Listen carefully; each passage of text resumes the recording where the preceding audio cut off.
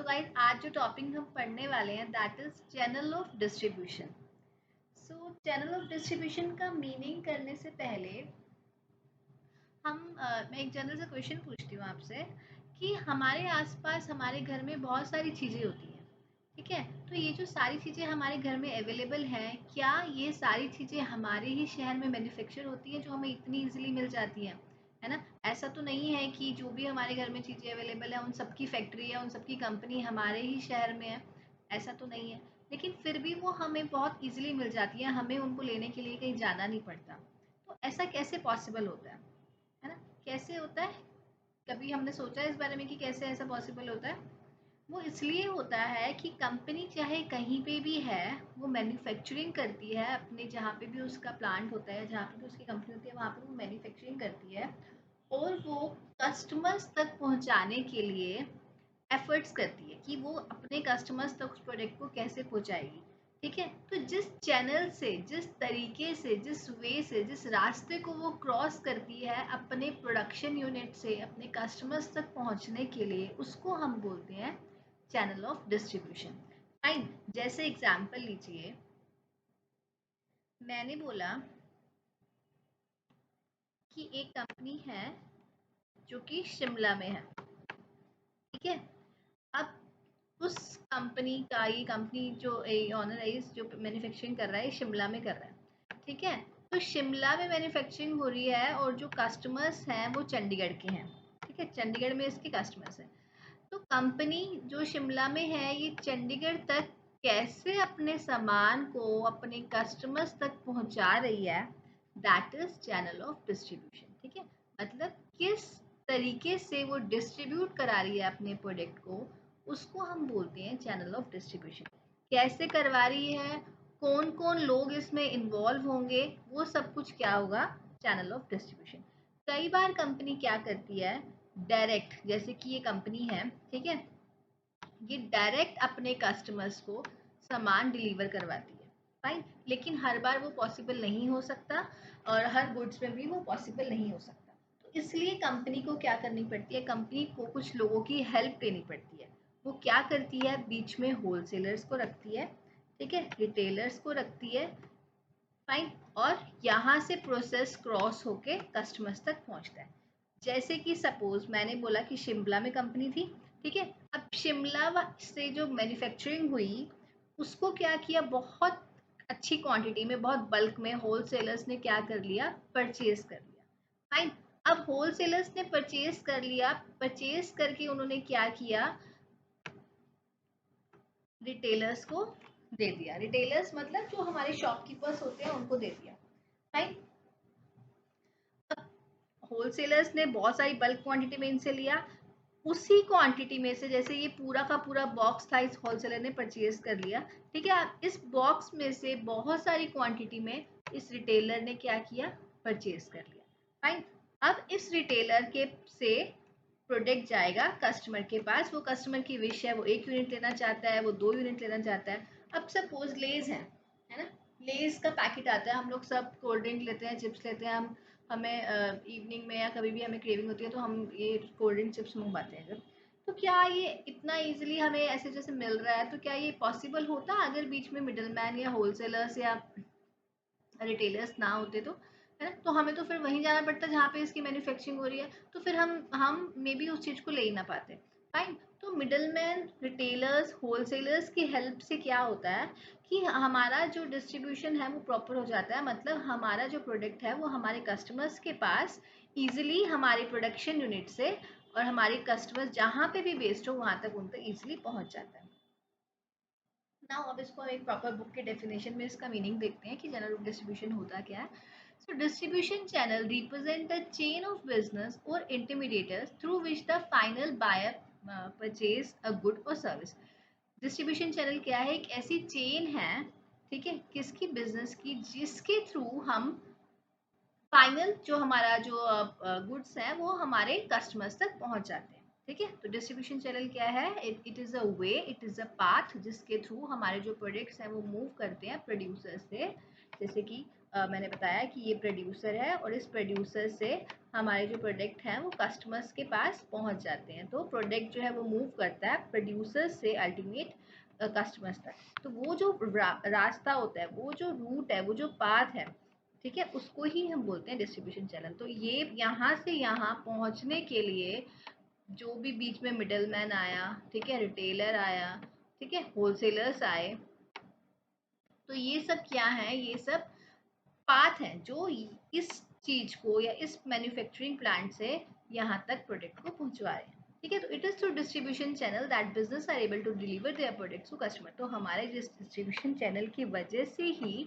हमारे जो गुड्स हैं वो कस्टमर्स तक इजीली पहुंचते हैं। और जब हमने बेसिक जो मार्केटिंग का चैप्टर पढ़ा तो उसमें हमने देखा ही था कि अगर कंपनी कितना भी अच्छा प्रोडक्ट बना ले, है ना, कितना भी अच्छा उसका प्रोडक्ट हो, कितना भी सस्ता या कितनी भी अच्छी उसने प्राइसिंग की हो, लेकिन अगर वो टाइम पे अपने कस्टमर्स को प्रोडक्ट नहीं पहुंचा पा रहा तो लोग उस प्रोडक्ट से सेटिस्फाई नहीं होंगे। तो इसलिए चैनल ऑफ डिस्ट्रीब्यूशन एक बहुत ही इंपॉर्टेंट फैक्टर है जिसके थ्रू आप अपने कस्टमर्स को सेटिस्फाई कर सकते हो। क्योंकि अगर आपका प्रोडक्ट बहुत अच्छा है, मान लो मैंने एक प्रोडक्ट यूज़ किया, मुझे बहुत पसंद आया, उसके प्राइसेस भी बहुत रीजनेबल थे, लेकिन वो मुझे ईजिली अवेलेबल ही नहीं होता है, मैं मार्केट में जाती हूँ मुझे मिलता ही नहीं है वो। तो मैं क्या करूँगी, चाहे वो कितना भी अच्छा था, चाहे वो कितना भी प्राइसिंग में भी कितना भी अच्छा था, कितना भी सस्ता था, लेकिन मैं उसका अल्टरनेट ढूंढना स्टार्ट कर दूंगी। क्यों करूँगी? क्योंकि वो इजीली अवेलेबल नहीं है।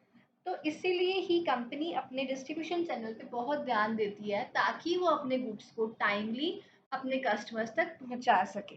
तो इसके लिए उसको एक प्रॉपर अच्छा डिस्ट्रीब्यूशन चैनल फॉलो करना पड़ता है। तो it is through distribution channel जिससे कि बिजनेस जो होते हैं, कंपनीज जो होती हैं, वो अपने प्रोडक्ट को इजीली डिलीवर कराती हैं।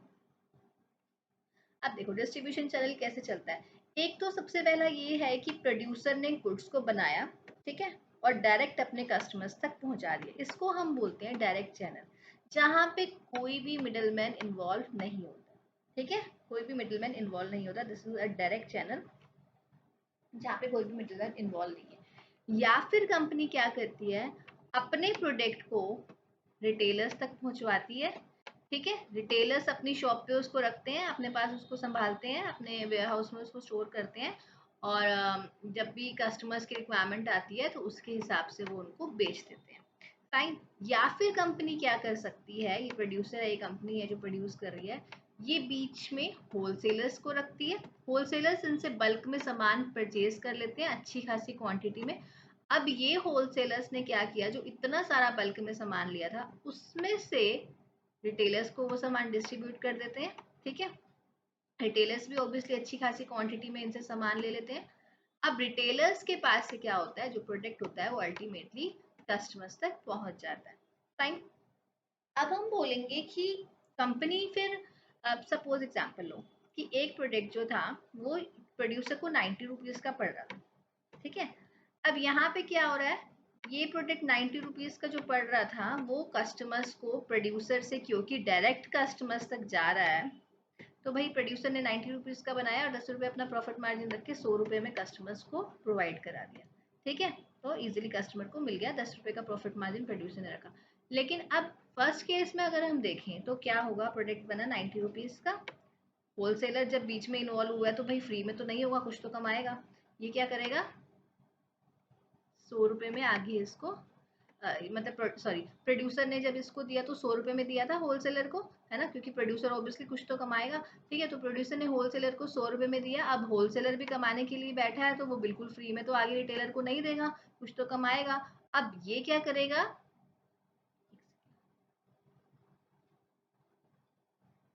ये क्या करेगा, ये जो इसने 100 रुपये का सामान लिया इसको 110 रुपये का दे देगा। फाइन। अब ये 110 रुपये का रिटेलर ने ले लिया, अब ये कस्टमर को जब देगा तो ये भी ऑब्वियसली 110 में तो नहीं देगा, ये भी तो सोचेगा ना कि मैं भी बीच में इन्वॉल्व हूँ, क्यों बैठा हूँ शॉप खोल के, है ना, इसको भी तो अपना खर्चा निकालना है। तो ये क्या करेगा, यही सामान कस्टमर्स को 120 रुपये में दे देगा।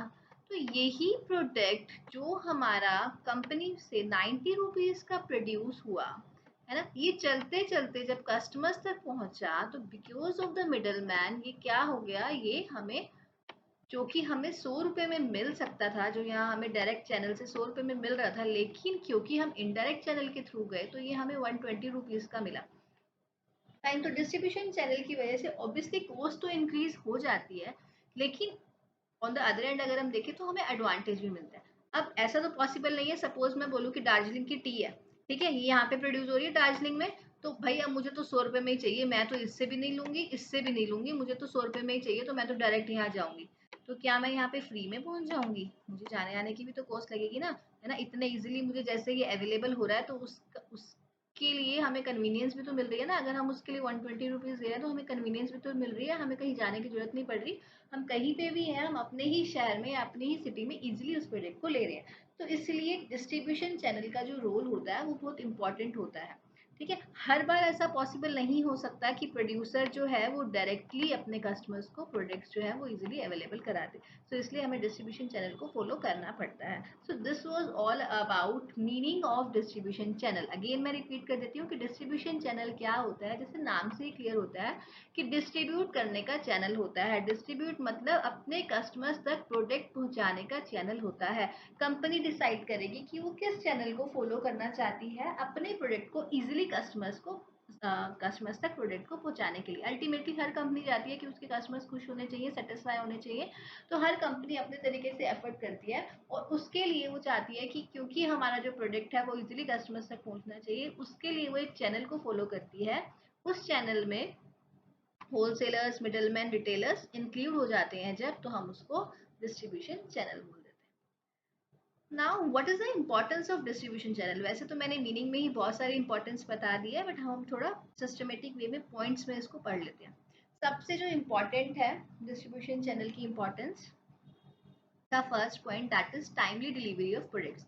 जो प्रोडक्ट्स हैं वो टाइमली डिलीवर हो जाते हैं, कस्टमर्स को वेट नहीं करना पड़ता कि अच्छा अभी तो प्रोडक्ट मतलब अभी आज अवेलेबल नहीं है, कल अवेलेबल नहीं है, अभी तो कंपनी से ऑर्डर किया हुआ है, आएगा पहुंचेगा, हफ्ता वेट करना, 10 दिन वेट करना। नहीं, जब भी आपको लेस खाने का मन होता है, आप अपने किसी भी आसपास की जो ग्रोसरी शॉप होती है वहां पे जाते हो और आपको इजिली वो लेस का पैकेट अवेलेबल हो जाता है विद डिफरेंट डिफरेंट कि फ्लेवर्स के साथ। मतलब आपको जो चाहिए आपको वही मिलता है। अगर आपको उसमें भी वैरायटी चाहिए, आपको अंकल चिप्स चाहिए, आपको कुछ भी चाहिए, वो आपको इजीली मिलता है। तो वो क्यों पॉसिबल हो रहा है? वो इसीलिए ही हो रहा है क्योंकि वो जो कंपनी ने डिस्ट्रीब्यूशन चैनल फॉलो किया हुआ है, उसकी वजह से हर रिटेलर के पास टाइमली डिलीवर हो रहा है प्रोडक्ट, और उसकी वजह से आपको भी टाइमली वो प्रोडक्ट मिल रहा है।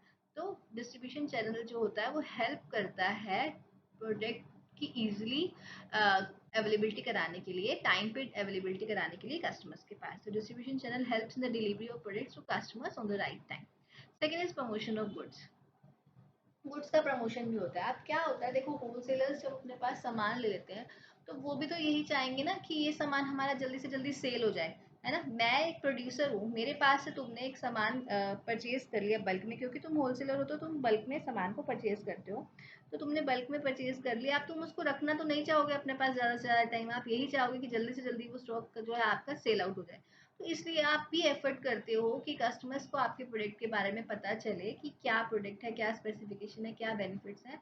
तो हमारे डिस्ट्रीब्यूशन चैनल के थ्रू हमारे गुड्स जो होते हैं वो इजीली प्रमोट भी हो जाते हैं। वो कस्टमर्स को बताते हैं कि देखो ये प्रोडक्ट इस तरीके का है, ये नया आया है, इसको आप यूज़ करके देखो, ये बहुत अच्छा है, इस तरीके के वो हमें बेनिफिट्स बताते हैं, और कस्टमर्स जो होते हैं उसको लेने के लिए मोटिवेट हो जाते हैं। या रिटेलर्स के थ्रू, या जैसे शॉप पे हम जाते हैं कभी, तो ऐसा होता है ना कि रिटेलर बताता है ये प्रोडक्ट का फीडबैक बहुत अच्छा आ रहा है, ये प्रोडक्ट बड़ा अच्छा चल रहा है, ये लेके जाओ, ट्राई करो, आपको अच्छा लगेगा। तो वो क्या कर रहे हैं, वो अपना ऑब्वियसली हमारे उस प्रोडक्ट की जो प्रमोशन कर रहे हैं, है ना। और हम उसकी बात सुन के इंस्पायर हो जाते हैं और प्रोडक्ट को ले भी लेते हैं। तो उनके थ्रू, रिटेलर्स होलसेलर्स के थ्रू क्या होता है, प्रोडक्ट्स का प्रमोशन भी हो जाता है, ठीक है। तो ये जो दे इंट्रोड्यूस लिखा है, दैट मीन्स जो इंटरमीडिएटर्स होते हैं वो, ठीक है। Third is distribution of risk. Risk तो हर कंपनी में होता है, हर बिजनेस में होता है, ठीक है। अब लेकिन क्या होता है कि प्रोडक्ट ना बिकने का जो रिस्क है वो प्रोड्यूसर को होता है कि अगर मेरा प्रोडक्ट ना बिका तो अब क्योंकि प्रोड्यूसर से होलसेलर ने ले लिया तो रिस्क जो है वो डिवाइड हो गया है। अब तो आपके पास से तो एक बार सामान बिक गया, ऑल्दो आप अभी भी यही चाहोगे कि बार बार आपका जो सामान है वो होलसेलर्स आपसे लें, आपके जो मैन्युफैक्चरिंग है वो बढ़े। लेकिन डिस्ट्रीब्यूशन ऑफ रिस्क का मतलब यहाँ पे ये है कि अब प्रोड्यूसर ने, जब प्रोड्यूसर का काम ये है वो प्रोड्यूस करे जा रहा है करे जा रहा है, अब उसको पता है कि होलसेलर लेके जा रहा है, होलसेलर अपने आप से थोड़ा प्रमोशन भी कर रहा है, रिटेलर्स भी प्रमोशन कर रहे हैं, तो कहीं ना कहीं जो ना बिकने वाला जो रिस्क है वो कम हो जाता है। क्यों? क्योंकि इसमें अदर लोग भी, अदर पार्टीज भी इन्वॉल्व हो गई हैं, दे आर ऑल्सो ट्राइंग कि वो जो प्रोडक्ट है वो सेल होना चाहिए। तो producer focus only on the production activities and they don't need to much worry about कि प्रोडक्ट नहीं बिका, तो क्योंकि उन्हें पता है कि there are other people associated with this, तो वो भी इस चीज को प्रमोट कर रहे हैं। तो कहीं न कहीं जो रिस्क होता है वो डिस्ट्रीब्यूशन का रिस्क, कि टाइम पे नहीं मिलेगा वो, है ना? डिलीवर नहीं कर पाए हम अपने कस्टमर्स को, तो वो रिड्यूस हो जाता है। उनको पता है कि टाइमली डिलीवरी अब हो जाएगी, अब रिटेलर्स, होलसेलर्स उसको टाइम पे डिलीवर करा देंगे। Next is generate employment. अब इतने सारे लोग जो इन्वॉल्व थे, ये होलसेलर्स, रिटेलर्स, है ना? ये जो इन्वॉल्व है, या मिडल मैन भी जो इन्वॉल्व होते हैं इसमें, तो उनको भी तो जॉब मिलती है। अब ये जो प्रोडक्ट, तभी तो ये प्रोडक्ट यहाँ तक पहुंचा, तो 120 रुपीज का हुआ, क्योंकि इसने भी कुछ कमाया, इसने भी कुछ कमाया, तो ऐसे इनको भी क्या मिल गई? जॉब मिल गई, एम्प्लॉयमेंट मिल गई। तो इससे क्या होता है, बहुत सारे लोग जो इन्वॉल्व होते हैं डिस्ट्रीब्यूशन सिस्टम में, मिडिल मैन, होलसेलर, रिटेलर्स, इनको भी क्या होता है? जॉब मिल जाती है, या हम बोले कि एम्प्लॉयमेंट मिल जाती है, ये लोग भी अपना लिविंग सर्वाइव करने लगते हैं। तो this is the importance of distribution channel. Fine, तो होप ये टॉपिक क्लियर हो गया होगा कि चैनल ऑफ डिस्ट्रीब्यूशन होता क्या है और चैनल ऑफ डिस्ट्रीब्यूशन की इम्पोर्टेंस क्या है। तो इसके साथ ही I will wind up the topic. If you want कि मैं किसी और टॉपिक पे वीडियो बनाऊं, तो please let me know. Thank you for listening.